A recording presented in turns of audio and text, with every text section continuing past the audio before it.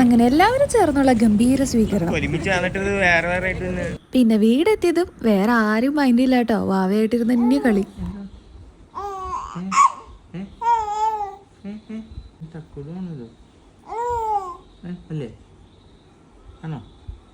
എന്തൊക്കെയോ പറയണ്ടല്ലോ. കുഞ്ഞുമുടി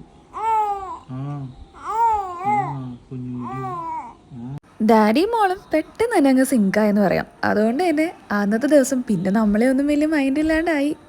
എച്ചാനെ വന്നതേ കിച്ചണിൽ കയറ്റിയെന്ന് പറഞ്ഞ് ആരും ഒന്നും പറയാൻ നിൽക്കല്ലേ. കാരണം ചായ ഒക്കെ അങ്ങേരുടെ ഇഷ്ടത്തിനുണ്ട്. അത് നമുക്കും കൂടെ തരലാണ് പതിവ്.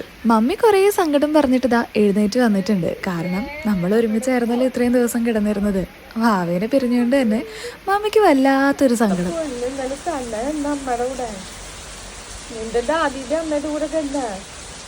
അമ്മാമ്മയ്ക്ക് വിഷമം കരച്ചിലേക്കിടത്ത് ചെവി ഓർത്ത് എടുക്കായിരുന്നു. എന്നിട്ട് നീ വന്നില്ല, നിന്റെ പില്ലൊക്കെ എടുത്ത് വെച്ച് ഞാൻ കിടന്നു, നീ വരുന്നേരുത്.